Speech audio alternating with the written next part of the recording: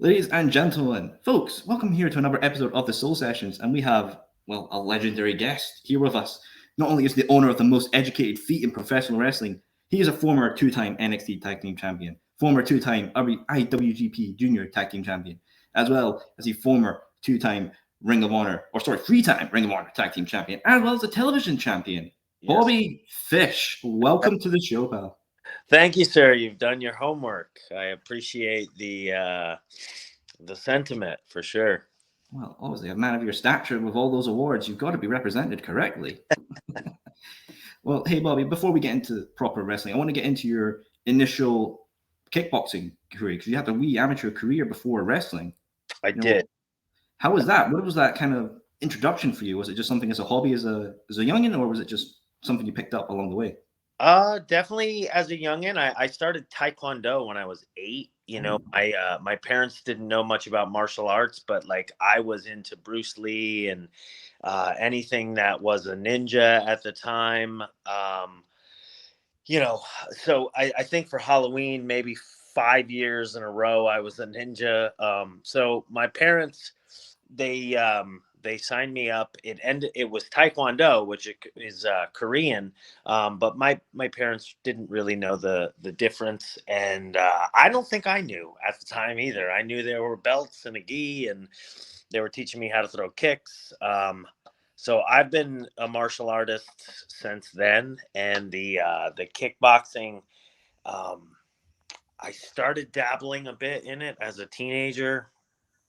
Um, there was a football coach of mine who also did martial arts, and he was doing some kickboxing, and so I started kind of veering more in that direction, mhm. and then I got into pro wrestling, but I don't know, the itch to compete was always still there.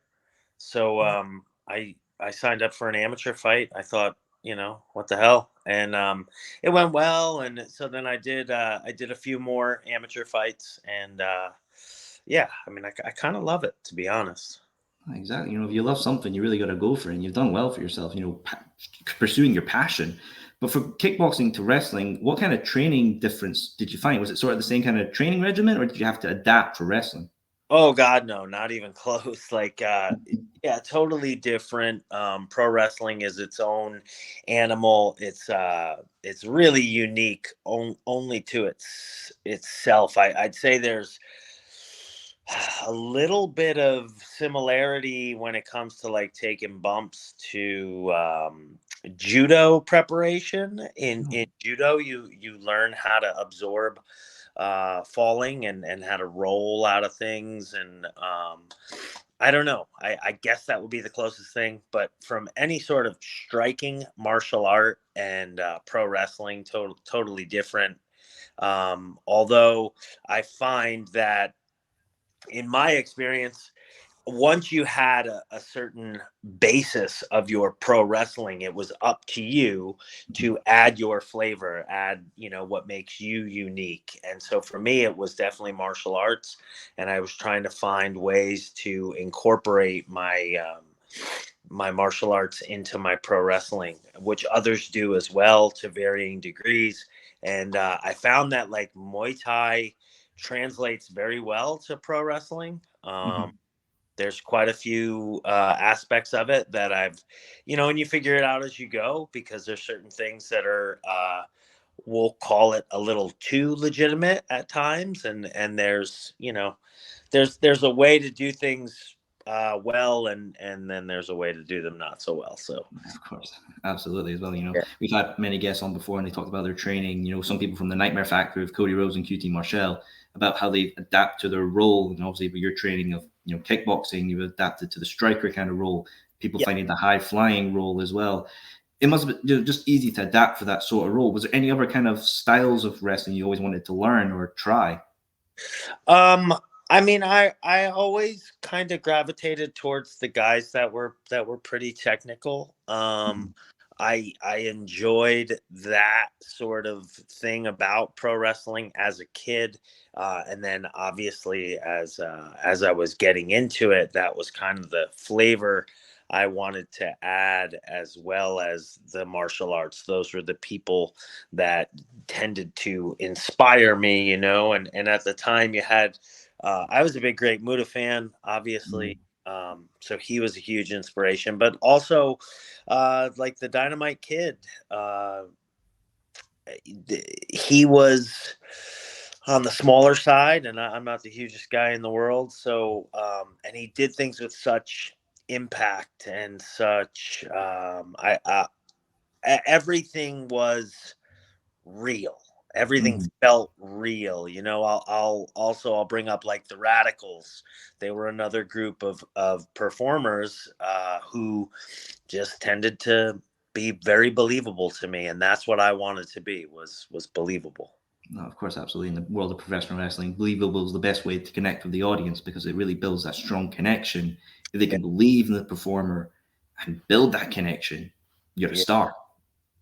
Yeah. I think there's a lot, there's a lot that goes into it, into connecting. And I think that it's one of those things that, I mean, you can be somebody trying to get into pro wrestling, and we can talk about it, but you're never going to understand it until you start, you take that first step and then one foot in front of the other, because nobody has a plan from A to Z, when they start.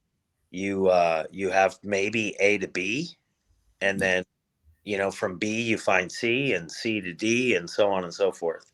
Not But very much so. start that walk first. Of course, you got to walk before you can run at the end of the day, and that's the way life goes. Yeah. Now, moving on to your wrestling as well, you would do, Noah and then Ring of Honor. Ring of Honor is obviously the wonderful promotion that it is. And you would have some time as a single competitor, but then you would form a tag team known as ReDragon with Kyle O'Reilly. And I've always been fascinated. What was the story behind ReDragon's formation? Um, that was kind of with Ring of Honor. I had a few instances over the years, like when I was working for Noah and stuff, where I would go in but nothing was really sticking, and then finally I got an opportunity there. I think I wrestled QT Marshall in my first match, but it was, I don't want to call it an audition, but like it was, let's see how things go. And then when it looked like there was going to be some future bookings and whatnot, they brought up the idea of Kyle and I tagging possibly. Kyle and I knew each other. We'd actually wrestled against each other in Evolve, pretty recent around that time.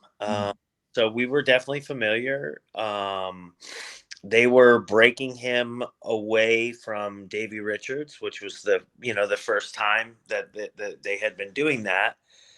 Davey and Eddie Edwards, who were the American Wolves, had been separate, but not necessarily against each other.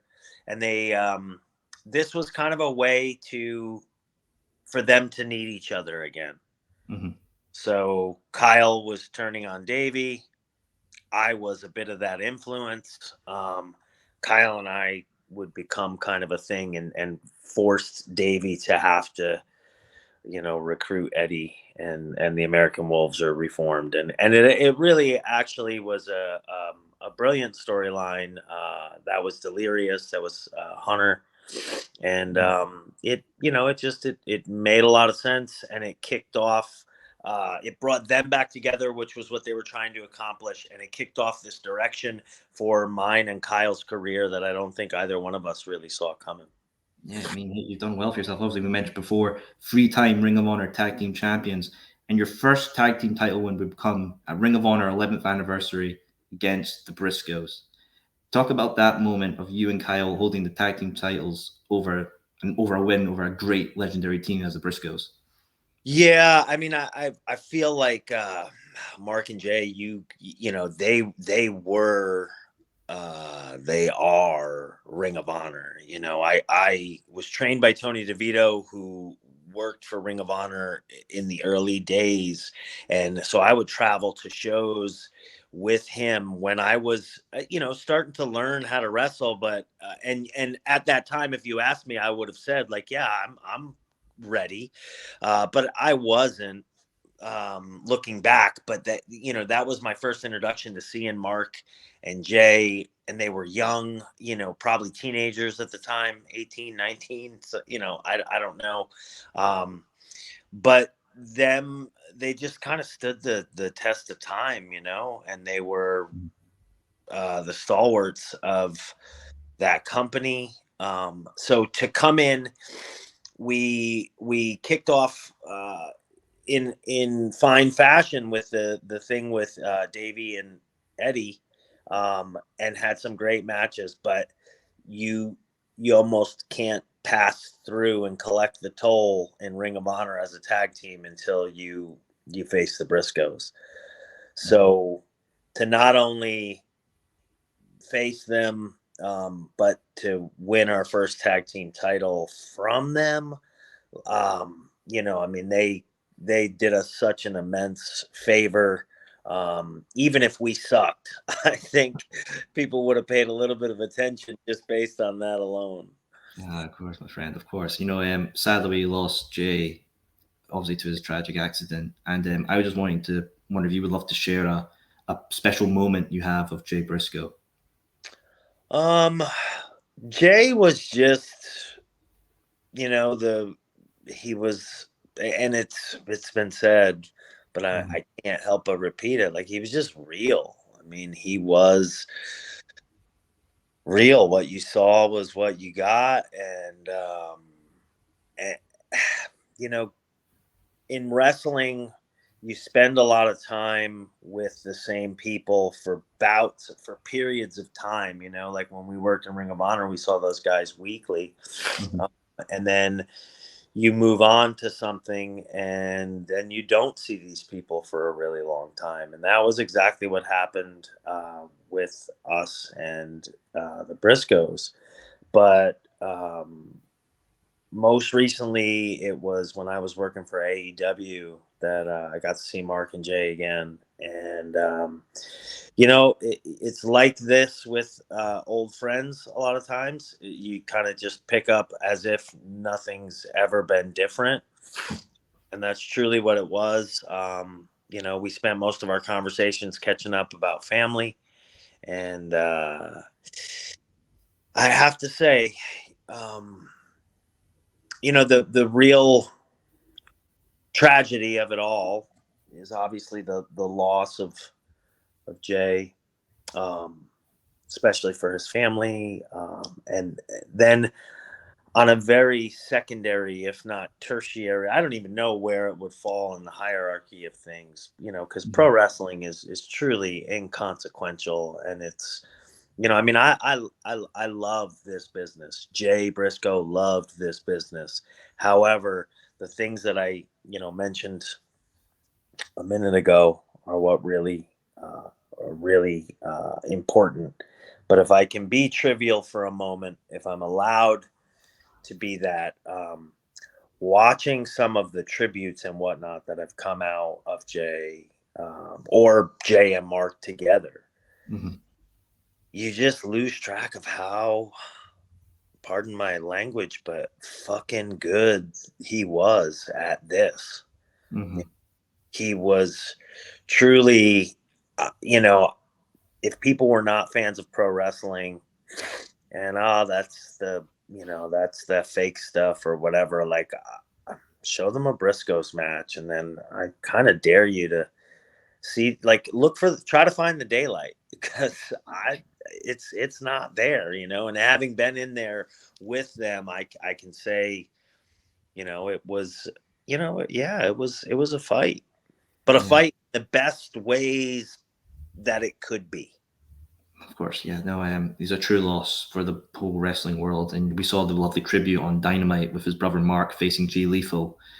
That was just a lovely tribute in itself, as well as the whole Ring of Honor tribute show he did at a taping after Dynamite. Yeah. Lovely expression for the guy. And I will implore our viewers, Bobby's Instagram is going to be down below, where you have the shop ROH link to have a t-shirt for Jay. I implore our viewers, click that link, support his family for a great man who we sadly don't have anymore. Yeah, please. I would just like to give such credit to Mark and Jay Lethal for, what they did that night. They definitely paid tribute to Jay. Mark is amazing. And I'll say what has probably inspired me the most in this whole situation was seeing the faith that Mark has displayed, and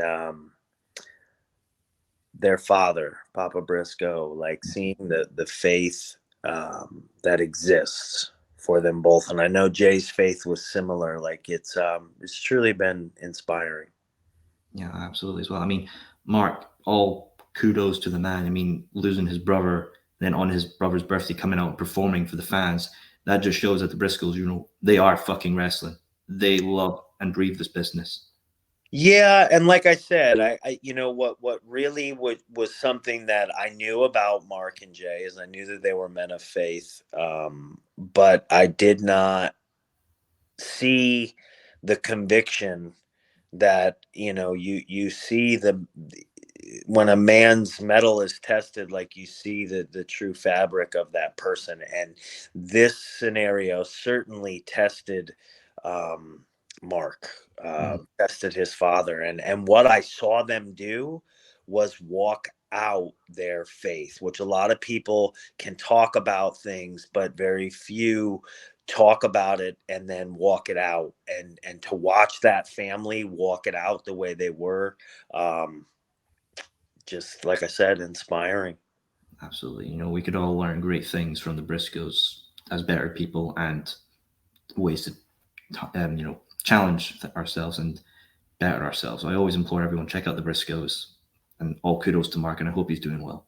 Yeah. I mean, I just to pick this back up a little bit, like if you want to watch kick-ass wrestling, you can pretty much tune into any Briscoes match.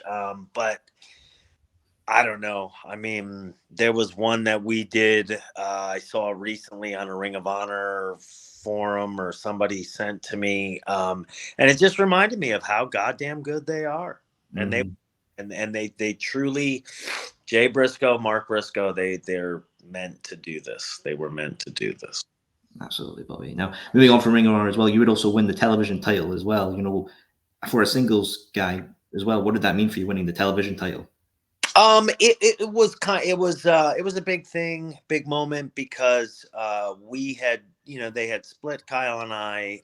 We weren't gonna, be at odds or anything, but he had some unfinished business with Adam Cole, and I'll be honest, I don't know that they really knew or had a plan for me. So I kind of set out to force a plan for me. And I'd like to say that run kind of confirmed that it was successful. Certainly they can book whatever they want, but I feel like I did what was within my power to influence the booking in the direction that I saw would be a good storyline. And they would eventually go in that direction, and I thought it worked out really well. I beat Ishii to win the title. I was fortunate enough to have some stuff with Roddy that I really am proud of. I did some stuff with Mark Briscoe that I'm really proud of. I did some stuff with Silas Young that I'm very proud of, and Jay Lethal. So it gave me some of my favorite moments in my career, and it allowed me to show a bit more of myself, as opposed to, not that ReDragon that we weren't ourselves. We certainly were, but you're splitting the pie. So I think it's always nice and interesting for fans to see, the same person, but in a different, iteration, I guess. And so, yeah, that was cool to spread my wings a bit. And I want to say I dropped it to a young Will Ospreay, I think, which Will was on his come up. So, yeah. Oh, Bobby Fish implementing the world of wrestling. You look at all the points, it all leads back to Bobby Fish. Yeah. Yes, exactly. I'm like Kevin Bacon. That's a shirt and a half, mate. Get that on Pro Wrestling Tees. Yeah. But do you ever feel like there was maybe a good storyline or money left off the table not having ReDragon feud in a singles feud over the television title? No, because I just think that it's been done. And that's where Adam and Kyle's feud came from in Ring of Honor. Mm-hmm. And I'm all about variety. Like, and I've been in this business too long to not understand and see the value in that. Like, a lot of things get recycled, and they're supposed to. Why? Because they fucking work. So that's a good thing, but I feel like that wouldn't have. I think sometimes people don't want to see certain teams or people at odds. They don't. I think that Kyle and I may have fit into that category, and even if we didn't, I think it would have been done way too close to Kyle splitting from Davey. Not that they were a team, but they were definitely a unit. Adam and Kyle were full on a team and then split. Like, I just think it would have been too similar. I don't think there was money on the table for that feud. I think, and people had already seen it. Like, Kyle and I in Evolve had wrestled, 2 or 3 times. So, and it wouldn't have worked with what we had going on with New Japan. And I don't think we left any money on the table there. Oh, fair play. Hey, if it worked, it worked. That's the end of the day. Now, you mentioned New Japan as well. ReDragon would obviously capture the IWGP Junior Tag Team Championships. But a team you would have kind of a little tuffle with in New Japan were the Bucks. I want to just know, first of all, winning the IWGP Tag Team Champions, adding another credential to ReDragon's resume, how did that mean to you? And also facing the Young Bucks. I mean, I will speak personally, and I can say that, like, it meant the world to me because I felt like I had, started a good portion of my career in Japan with Pro Wrestling Noah. But I was, I was maybe, I didn't have a chance to really hit the upper end of the card there.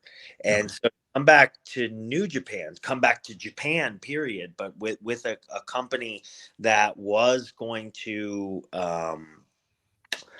highlight us. And we came in and won the Junior Tag League. We won the tag titles. Like, so to be given that sort of opportunity with this Japanese crowd that if they had remembered me, they had seen me for years, kind of paying my dues with Noah. So it was a little bit of a payoff for me personally.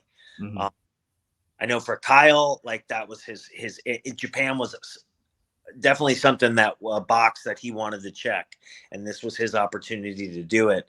And we got a hell of a run there with New Japan, and that's where the chemistry that we would realize we had with the Bucks really kind of came to the forefront. Yeah, no, absolutely. Well, I mean, you had a hell of a run with the tag team titles and Bucks feud as well. But Japanese crowds and all the culture there is very different to the States. And we've had some guests on who describe that as a bit of a cultural shock. They don't know how to perform for that kind of crowd. For you, Bobby, obviously you've done it before in Noah. Was it kind of just snapping back into a routine of what you've done before, or did you have to adjust in a way? No, very much. Like, I knew what to expect, and I felt like I had a pretty good understanding at that point. I had been with Noah, back and forth and on and off for 8 years prior to New Japan. So I felt like I had a pretty good understanding of the psychology with the crowd there and what they and they are, at the end of the day, and this is why I think so many people enjoy performing in front of them, is they're truly there. They pay their money, they buy their ticket to go and enjoy pro wrestling for what it is. They don't question anything, they don't try to figure this out or that out, to a degree. They just go and enjoy what you give them. So that sort of psychology and understanding the crowd there and knowing what they're going to get behind, it does influence the way you structure things, or the way you might do something there that you won't do here, et cetera, et cetera. So to have that familiarity, to be blessed with the opportunity, and then also to kind of be riding shotgun with one of my best friends in his first opportunity to go over there. So to kind of be able to help him with anything was just awesome, just really, really cool. And then to kind of be married to the Bucks for a while, the way we were, we were kind of 4 peas in a pod, and it was really, really just some of the a charmed life we were living those years. No, absolutely, pal. Do you feel like for every wrestler out there, they should always try and put on their list to get to Japan and wrestle in Japan? I would, yeah. I mean, I if it's not your thing, cool, but it's a different thing over there in the best way. But then there's some similarities, and it's a seasoning that, like, I wouldn't want to skip. It's like salt and pepper. I mean, it's integral to me in your maturation process of this business. I think Japan should be a stop on your journey. No, of course, absolutely. You mentioned it was being Kyle's first time in Japan. Was there a bit of a moment you had to be like, right, you have to do it this way, and he's like, all right, okay, cool? Or was it a bit of like a teaching moment for the boy? Kyle, I mean, he picks up everything so quickly. He has extensive martial arts experience to begin with, and he was a big fan of Japanese pro wrestling. So, like, there was no real education required that he needed. He just picked everything up, and he did what he does because I think he was familiar enough with it. And had kind of fancied or fashioned a lot of what he already did that would fit kind of hook and eye with the psychology over there. So it just, yeah, I mean, it truly was like a seamless transition, to be honest. Oh, glad to hear, my friend. Glad to hear. Now, moving on, you and Kyle would debut at separate times within NXT, and then going on to the Takeover, you would reunite and interrupt the Sanity match where they would win their tag team titles and hold the belts over them. What did it mean for you to have ReDragon sort of reform in front of this massive audience and this big platform? Did it feel like this is us, we've made it kind of feeling?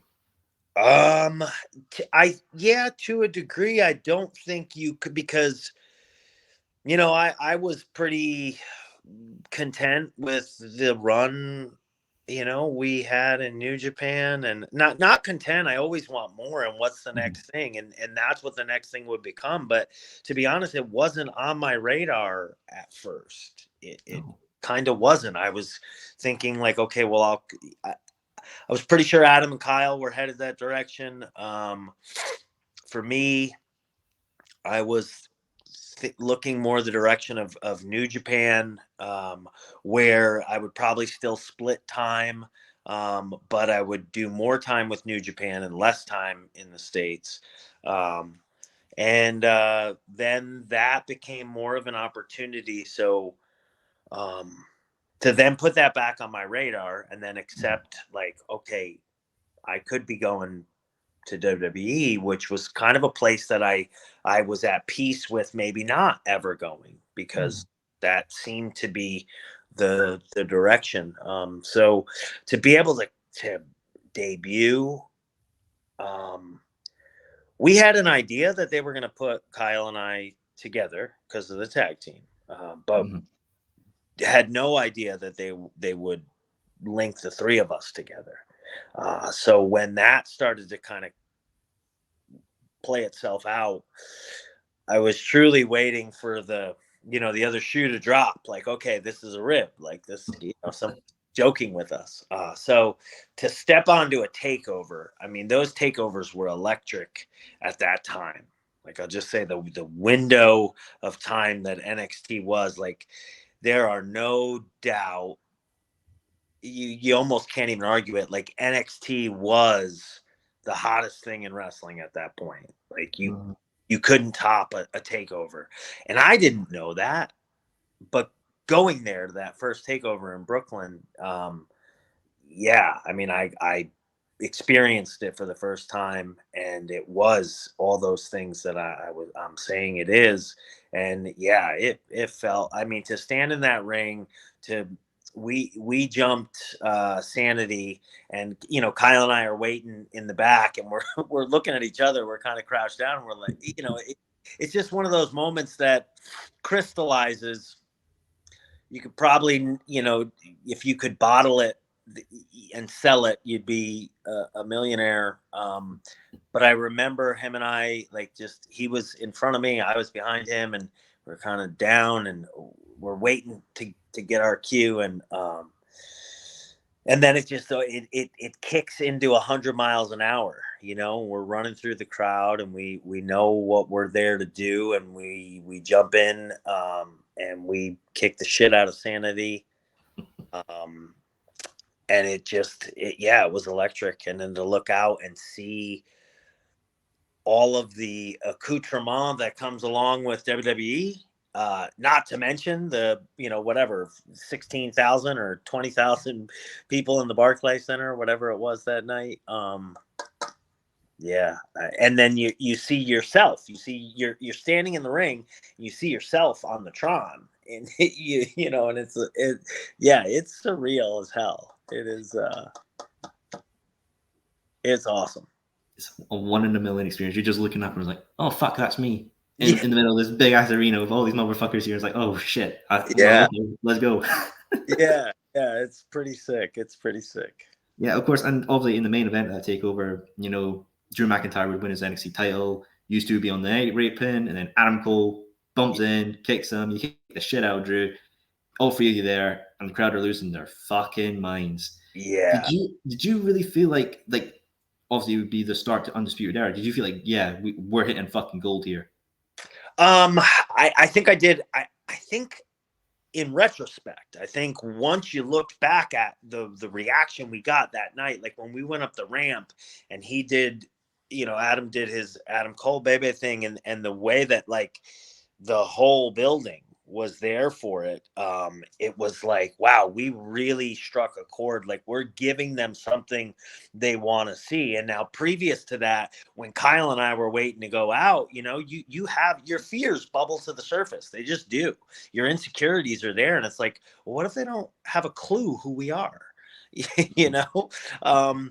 So to get the confirmation that not only that they knew who we were, but like they were into it, they were there for it. And then there for it on an even bigger level with Adam. And then the concept of, because at that point it had not been established that the three of us were together, but in his brilliance, Triple H, we went off the air with there being more questions than answers. And that's good pro wrestling. Exactly. You make the people coming back and paying tickets to see more. That's, at the end of the day, get that drawing. But for Undisputed Era as well, it would have such a very iconic theme, the whole shock the system starting. When you first heard that, were you like, all right, tune, I like it? I'll be honest, we were all a little hesitant. We were all a little, but I mean, I've been that way with every piece of music that's ever been presented to me. So I've just relented to the fact that, like, I'm probably not going to love it at first, but by the time I've been, finishing up with one piece of music to move on to something else, I can't imagine myself coming out to anything different than what I was. Kind of, I got really accustomed to the damn Valentines. And so when it came time with NXT and we were trying to find music, even before it was necessarily a group, I just couldn't find anything that I liked. And this wasn't much different. Like they played it for all of us. And I think, I don't want to speak for Kyle and Adam, but if I remember correctly, we were all a little bit lukewarm, and it grew on us. But eventually, like, yeah, man, the people decide, and this was the people's, if I can borrow a phrase, this was the people's choice. I mean, it really was. They are the ones that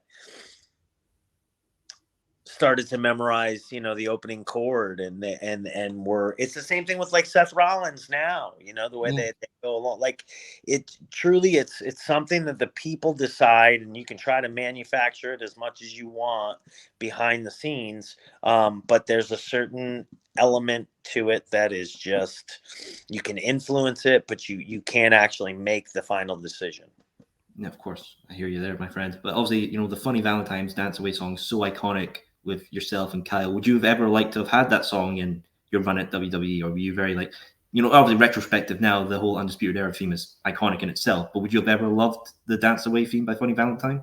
I mean, it would really depend on where things went. I feel like the Undisputed Era, the brand itself became such a cool thing, and that's how that audience knew me, and how they knew Kyle, and they knew us all, together.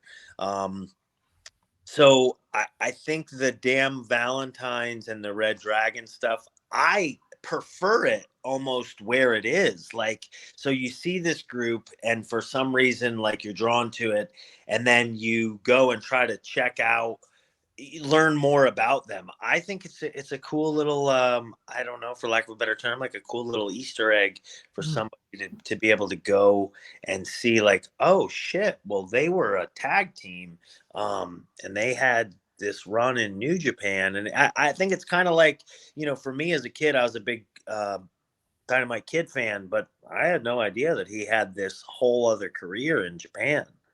I didn't know that until I was getting into wrestling myself. So I went back and was able to check out all that stuff. And I kind of think it'd be not the same, but, something similar. So I think better left where they are. However, I would have loved to seen what a ReDragon run looked like, just through WWE, like, kind of leapfrogging to different brands, and what it would have looked like on SmackDown or Raw. I think it could have been pretty cool.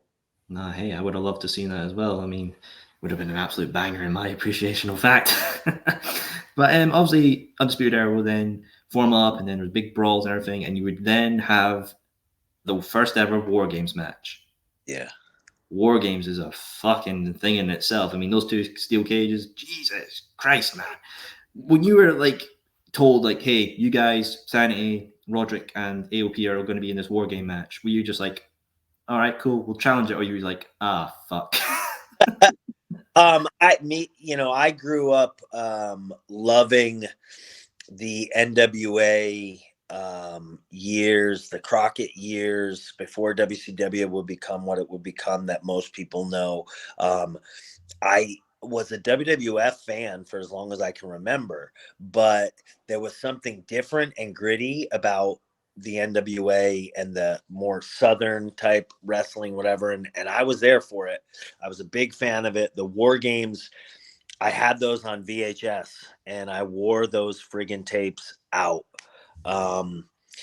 Knowing that Hunter and Shawn Michaels were fans of Flair, and that kind of time frame and whatever, it really, it kind of a cherry on top to think that, like, okay, the Undisputed Era was Hunter's idea. That was his creation, all the way down to adding Roddy when I had torn my ACL, and Roddy really being the only option that would have worked. And to know that we, in some ways, could be argued that we were kind of Hunter's horsemen, and then to be synonymous with every War Games, from the reiteration of War Games in its modern day presentation at that time with NXT was the biggest thing in NXT was doing, and they were bringing back the War Games. And I mean, come on, like, William Regal is the one who makes the call, and it's just epic stuff. And we got to not only be a part of them, but become synonymous with it in the same way that when I was a kid, Dusty Rhodes was the War Games. The Four Horsemen were generally the antagonists. They were the War Games. So to think that this new generation that watched NXT, I'm pretty good with them remembering me as a part of that. Mm-hmm. I would like them to go check out some of the ReDragon stuff, but if they know that, then that's cool. I'm cool with all. Come on, viewers, check out the ReDragon stuff. That shit is absolutely banging. Come on, I mean, the War Games is great in itself, but ReDragon for me, ooh, I love that shit. But for you, Bobby, obviously the world of fantasy booking. Imagine we could have got in some amazing fashion Undisputed Era versus the Four Horsemen in a War Games match. That would have been, imagine if some fantasy booking situation. That would have been fucking cool. I mean, the Horsemen were such an influence on my fandom. And then obviously my career, when Kyle and I started ReDragon, I'd say Tully and Arn, Brainbusters, whatever you want to call them, their work was probably the biggest influence on us because we were both martial arts based, and that was kind of how we were going to do things. But the way we structured things, the way the team we tried to be, we weren't necessarily, because we were heels too. Mm-hmm. And in that first run, it was us and the American Wolves, and they were super babyface. So nobody's paying money to come there and see us like really outwork them necessarily, so that was something that Arn and Tully were masters of, was making people believe that their opponents were better than them, but then still finding a way to get it done in the end. And that was a huge influence for us, and it was something that definitely we straight up stole things from them that we used in our early ReDragon stuff, and I'll say it really helped us become the team that you would come to know as ReDragon. Of course, a form of a flattery, the idea. It's like, yeah, it's flattery, showcasing. But obviously the War Games as well. Is there a particular favorite War Games that you always look back and be like, that was perfect, Bobby? I want to say number 2 might be my favorite. It was the one where we wore camouflage. They're all memorable for their own reasons, and they're all cool. I'm so proud of all of them, but I would say 2 for some reason. I felt like we kind of had our shit together a little bit, where that first one we were like, oh, well, nobody really knows what we're doing here. But we figured it out. And I feel like the second one we were a bit more comfortable. But yeah, I guess if I got to pick one, I'll say number 2. That's a good choice indeed. Obviously further down the lane NXT, you and Kyle would win the NXT tag team titles. Obviously going back to Ring of Honor and the IWGP, was that like another notch on your credentials, or was it just like another, like this, the WWE is now trusting me with a title sort of situation? Yeah, huge. I mean, it was kind of the stamp of approval from the company to know that, like, okay, we trust that you guys. I take pride in the fact that we were kind of the workhorses, and there were a lot of teams in NXT at the time, a lot of performers in NXT at the time that needed reps and needed seasoning, and we were guys that already had some of that.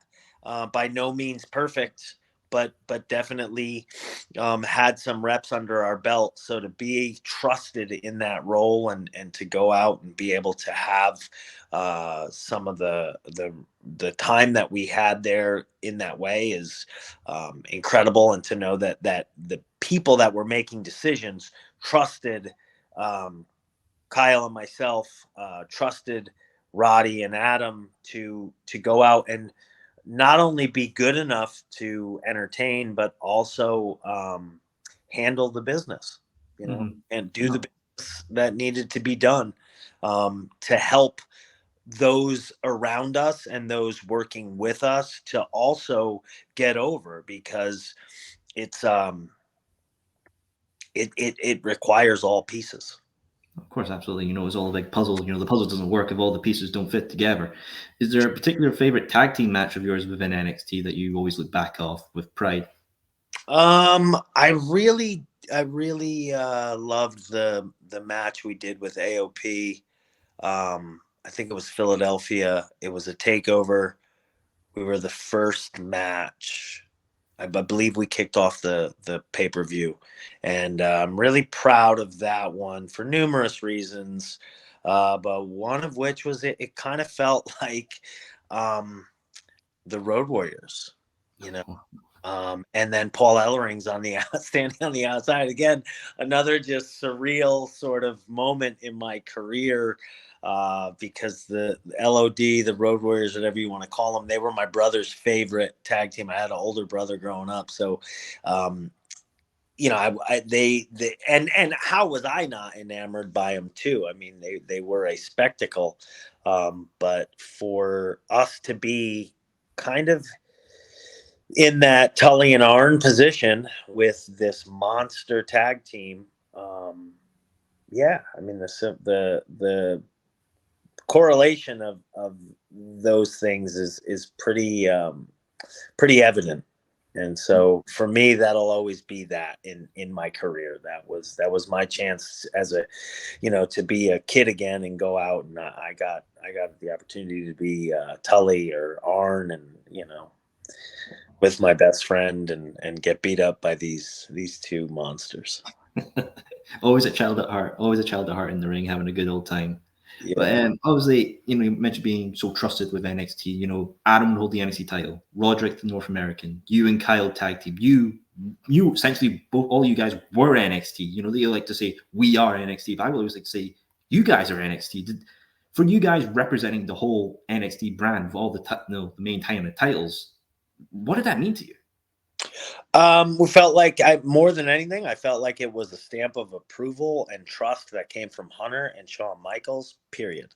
That I know, like I said before, I believe I have a pretty good grasp on what they were fans of, and it was some of that Four Horsemen NWO, or not NWO, I'm sorry, Four Horsemen, Crockett Years kind of stuff, and that was a different kind of booking. And I feel like having all four titles, it having been the prophecy that Adam claimed it, and then walking it out, was them letting us know that they did trust us and that we would be synonymous with that brand. We were front and center of that brand. You think about guys like Johnny Gargano and Tommaso Ciampa and others. I'm probably leaving some people out. Ricochet, the War Raiders. Like it goes on, and that was a kind of a great window of time in pro wrestling. And I think, in my own biased opinion, we maintained coming into NXT. I think it was the place to be, and for our run there, I think we maintained that spotlight that it was the hottest thing in wrestling for that window of time. No, absolutely as well. It was all a buzz, and especially when NXT got to compete at Survivor Series and win as well. Was that just like another elevation of NXT in itself? All of you felt like, yeah, we're now moving up. Yeah, I mean, it was a little bit confusing at the time because I think that there were some changes. They and there were some things that were discussed about the brand changing in some ways that didn't really come to fruition. So it was a little bit confusing. But at the same time, it was like, okay, well, it was never intended to be anything remotely close to what this seems to be right now. So if for nothing else, we made a shit ton of noise. Like, we made you look in our direction. You could not deny us. And that spoke, I think, to the level of talent that we had in NXT, the brains behind it being everyone there, from Matt Bloom to Terry Taylor to Shawn Michaels to Hunter, just incredible minds, pushing this thing forward with I'll say, some talent at their disposal, and everybody it's an atmosphere, right? It's like a vibe, and you kind of create that, and everybody's vibe. Everybody was on the same elevated vibration, and it was just an electric time to be part of something. All credit goes to those people, Matt Bloom, for creating the atmosphere that exists in that building. Right down to like the medical staff and the office staff and all the people that unsung heroes of this thing, who just make that machine go. Everybody rocked. Everybody was there was nobody that when I walked into the building I wasn't at least on a level of like happy to see. Like it just, everybody's there for the same reason, which made it very, very cool. Of course, very close knit and everything. And now Triple H is now leading creative on the main roster as well. I can't imagine you must feel like sort of pride and recognition for Triple H now, getting to do more for the company from what he's done in NXT. I mean, I think right now, if you look at angles and storylines, there's so much wrestling right now, so much. And even with WWE, there's just so many brands. But some of the stuff I see on Raw and SmackDown right now, I will pinpoint, the stuff Seth Rollins doing, the stuff Sami Zayn is doing, and then all the stuff with the Bloodline and Heyman and the list goes on. There's more. I'm leaving people out. Those are just the ones that are coming to mind right away. Some of the stuff right now is really entertaining and really awesome. And I gotta believe behind the scenes, it's got something to do with, who's driving the car, and having worked under him. Like, it just seems like people are happy again and in a good place. And I think that's when good wrestling can be produced is when people are happy. And that's what it seems to be right now. I mean, I don't know. I'm not on the inside, so. Yeah, that's fair enough, my friend. Fair enough.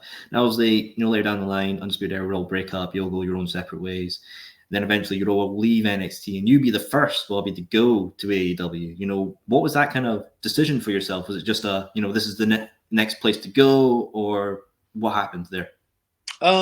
It was definitely an opportunity to continue to stay in the industry, work weekly, still be on a national TV product. They had momentum. Dare I say they still do.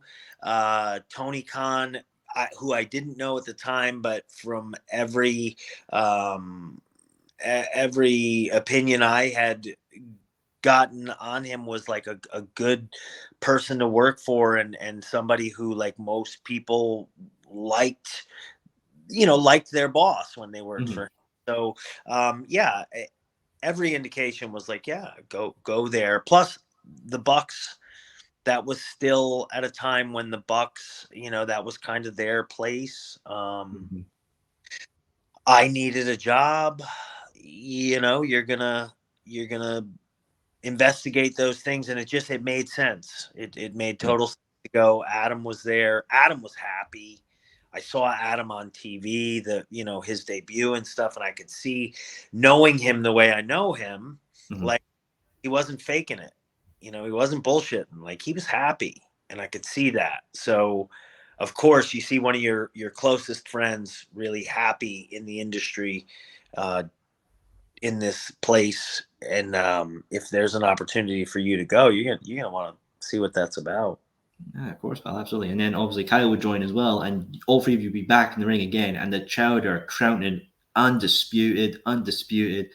What did that mean for you to see that you guys all three back together and the crowd still love you to death? I mean, it made me realize, like, yeah, this thing really struck a chord with people, maybe even more than we had thought it did, and to the point where, like, it'll kind of stand the test of time. And that confirmation is really, really humbling to begin with, but also it just I can't help it. It's what being, I guess, a man is to some degree, but it's also what this business does to you, or what, like, success in any way does to you. Is you look for the next thing. It's constantly like accomplish, and then what's the next thing to tackle. And so I immediately started thinking of all the possibilities and all the people we could work with, and what we could do with the Bucks, and what we could do with Kenny Omega, and blah blah blah, and how we could piece things together. One of the ideas that I really had, because I looked around and saw so many good tag teams, was like, I fantasy booked for myself, like, man, if Kyle does come in, I feel like there's a Crockett Cup style pay-per-view that could be done, that hasn't been done by anybody since the Crockett Cup, where it's just all tag teams, and you had teams like the Briscoes and Kyle, if he came in, like Red Dragon, the Young Bucks, FTR, and then new tag teams as well, like the Acclaimed and these other, like, it just had such an interesting mix that I really thought, like, man, if we could somehow get to that, that would just be cool as fuck to be a part of. Mm-hmm. And unfortunately, we didn't get there. But is what it is. It was cool to fantasize about. Absolutely, my friend. I would actually see you wrestle live as well at Revolution in the freeway match against Jurassic Express, the Bucks, and yourself and Kyle. Yeah. Fucking love that match. I mean, you coming out to Dance Away, Funny Valentine's. What did that mean to you to come out to that theme again with Kyle on a pay-per-view? It was awesome. I mean, coming out to that, when I first went back, when I went into AEW, Jeff Jones is a guy who was part of AEW, part of Ring of Honor when we were there, and he brought up the music, and I mean, I didn't know where they were going to go with it, but when he brought that up, I was like, yes, please. Jeff knows me pretty well, I think, and it, as awesome as it was to come out to that again, to do it alongside Kyle kind of completed the circle. So even though I appreciated coming out to it as a singles, coming out as ReDragon again, yeah, that was a box that needed to be checked. Absolutely, as well. And that match, as I said before, fucking amazing. Jurassic Express and the Bucks as well. Was that another fun match to add to your career as well? Were you happy with the match? Yeah, I'm always happy to get back in the ring with Matt and Nick, for sure. Because there's just a chemistry that it's almost like friendship, like I had mentioned before with Mark and Jay Briscoe. You just pick up where you left off. Like, our in-ring chemistry with those two, it just never goes anywhere. Like, it doesn't. So it's always a pleasure to get the opportunity to do something with the Bucks, and then you add a young team like Jurassic Express at the time. Yeah, it was just all. It was a very cool, updated version of ReDragon and the Young Bucks. So it was nice to be able to do something a little bit different, but the same. Yeah, of course, absolutely. And fans were obviously fantasy booking as well, because everyone seemed to think we were getting this Undisputed Elite versus the Elite feud. Obviously, injuries came into the way. And do you feel like that was the main factor in why we never got this? Was just all the injuries happened on that year? Yeah, I mean, I don't really know. It's above my pay grade. I don't know what they had planned exactly, but I do know that there was interest from the fans, and there were a lot of different directions you could take it that would have been cool. Which one they would have opted for, like, we'll never know. But I think there were at least 2 or 3 that would have made money. It was highly sellable. And unfortunately, it just, things get in the way. That's pro wrestling. That's it at the end of the day, my friend. And obviously, you would depart AEW. But one thing I want to talk about is AEW Fight Forever, the video game. We know Cody Rhodes is actually going to be included in that game. Do you know if you're still going to be included in the game? I have no idea. Yeah, no idea. Again, surprises all around. Who knows, mate? As long as you get your royalties, that's the main thing you need at the end of the day. Yeah. But obviously, from AEW, you would go into boxing. And what was that main decision to actually do that? Was that just like another challenge to overcome? So I had done some amateur kickboxing, and I wanted to do more kickboxing. I actually wanted to do it when I was in AEW, and I was trying to get permission to know that I could, and that was going to be amateur. So that wouldn't have been, it would have been a small thing, but I wanted to have their blessing because they are paying me, and my job is, requires me to be able to physically go out and whatever. So, I started when I was leaving AEW, I started to pursue another kickboxing fight, and then the boxing thing really came out of nowhere. It fell in my lap, and it made sense. And I didn't love the idea of just doing boxing because I don't know why I something I developed when I was a child, but I like to kick people. So they're taking that away. But it was the Floyd Mayweather undercard, the way it was presented to me, and blah, blah, blah. And then the more I thought about it, I was like, okay, when I'm on my deathbed, there's no way I'm going to regret having fought on the Floyd Mayweather undercard in Dubai, period. Like, you don't even need to add any more details to that. That's not something you'll regret doing. Not doing it is something you might regret. So I felt like I really had no choice there. I had to do it. And then for the deal to be sweetened, I mean, they flew my wife over too. So my wife and I spent a week in Dubai. And then, at the end of the week, I just have to go out and fight a guy. So it was, man, it was awesome. It was a really, really a highlight of my career for sure. Oh, fucking no bad, mate. Hey, fucking week in Dubai and then just punch a gun and then boom, done, easy out. Yeah, and to think, that I was, I have this unique experience of competing and then pro wrestling, between football and kickboxing and everything else that contact sports that I've done since I was 8 years old. And then spending my professional career in pro wrestling where there's a performance element to it. Mm-hmm. I feel like I have this understanding of the difference between the two, that I've walked out for so many years that it's hard for me to put it into words, but to have a chance to go out and compete again was awesome. I mean, really just a scratch that I had no idea how much I longed to itch it until I did, No, fair enough, pal. You're 1-0 right now. Are we going to maybe expect more of Bobby boxing fish in the future?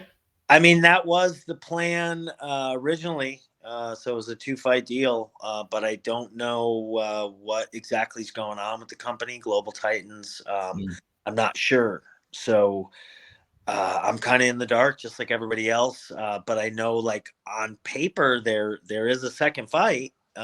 Whether we get to it or not will be the question. Stay tuned, folks. I can't wait for more. It's going to be an absolute banger. Now, obviously, from AEW, you do some stuff with New Japan Strong and Impact. What was the kind of decision to go for New Japan Strong and Impact? Was it just, opportunity and to go there and just do some magic? Opportunity. New Japan is someplace that I feel like I have a good history with, and someplace that I enjoyed working, and I'd like to believe they enjoyed having me. So you reach out and you see what kind of interest is there, and there was interest on their part and certainly interest on mine. So we continue to work together to this day. I have February 18th. I'm wrestling for New Japan Strong in San Jose. I believe it's a pay-per-view on Fight TV. Nice. Yeah, so I continue to work, continuously working with them. And then Impact was, an opportunity that came and went. I took the opportunity and, did all I could do with it. And then, I never say never. I don't know if there'll be anything to come down the road or, we'll see. We'll see very much. Now, I must ask you this, and I can understand if you don't want to comment on this as well, but there was the whole situation, the brawl out situation with CM Punk. And obviously, you made some comments about Punk's as well, but during your time at AEW, do you feel like the writing was on the wall? Like, yeah, this man's going to blow up and cause some shit. Yeah. I'd rather just leave it where. Fair dues, pal. I completely understand. No, hey, it's this whole mess in itself. But Yeah. for the future, Bobby, I want to know: will we ever see ReDragon again in some forms? I certainly hope so. I would definitely be open to it probably now until the, day I'm no longer on this planet. Just it was cherished times. And I think there's, and especially if there remains an audience for it, if both of us can be healthy at the same time and still wanting to do this thing. Kyle has his first daughter. I have my family. Real life gets in the way of our professional wrestling world. Yeah, if things could align the way they would need to, for sure, I think that that's still a strong possibility. Well, hey, I hope so as well, my friend. Now, final question for you, Bobby, as well. Obviously, the road's open for everyone. There's every company that you go to, we even return to. Is it very much for yourself as a play-by-play situation, or is there a certain place you want to either go to or go back to in your wrestling career? Right now, I'm kind of enjoying the free agent thing where I'm making my own schedule again, and I'm going like you don't know where I'm gonna pop up. I have in the downtime I've had an opportunity to start a podcast. That podcast, the Undisputed podcast with Bobby Fish, is now exclusively on the Premier Network. So yeah, I'm enjoying a little bit of the freedom. I do have, I'd like to believe, pretty good track record with some places I've been, and when the time is right, I wouldn't mind seeing what those possibilities could look like. But right now, it's nice to take the opportunities that come my way, especially some of them like the Mayweather fight that I didn't see coming, and I didn't have to ask anybody's permission to make sure I could do that. So it was fortuitous that I was in the position I was in at the time. So I'm not going to wait for another one of those to come along, but yeah, I'm kind of enjoying the free agent thing, and it's nice to feel like, okay, well, you don't know where I'm going to pop up. It could be anywhere. Well, surprises all around, my friend. And you know what? I'll ask one more question of you, Bobby. Yeah. You've held many tag team titles, but which tag team title design has been your favorite? As far as the belt? Yeah. I'm gonna say that the NXT ones were pretty sharp looking. They were pretty sharp looking. The New Japan, because of the tradition, and that they're almost out of place appearance wise. Yeah. I think added a little bit of something to it. Them being archaic in a way. We're being a little bit outdated. I think it kind of added a little bit of tradition to it. So that'll be an honorable mention, but for sure, I think my favorite was the NXT tag titles. Hey, they're a hell of a designer themselves, easily the best in the company at the moment. Well, Bobby, I very much personally appreciate you coming on the Soul Sessions and giving your time to talk about your whole career and the future. I very much appreciate that, my friend. If our viewers do want to see you anywhere in the ring or anything, you've mentioned the New Japan Strong thing, but there's any other dates or anything that they could see you in person? Most recently, so coming up February 11th, I will be in Charleston, West Virginia. I'm wrestling there. I'm also doing a seminar. So if you are in Charleston, West Virginia, please look it up. I'm on all the social medias, the Bobby Fish on Instagram, the podcast, the Undisputed podcast with Bobby Fish. We have a YouTube page where you can catch snippets, little clips. You do have to be a subscriber to the Premier Network to get full episodes at the moment. Twitter at the Bobby Fish. Yeah. That's all the stuff. All right, that's it. And don't worry, viewers, we'll have Bobby's Instagram down in the description below, so check him out and follow the Undisputed podcast as well. Well, Bobby, thank you very much for tuning in to an episode of the Soul Sessions, my friend. To our viewers, remember, thank you for tuning in, and always keep remembering to stay here for the Soul Sessions.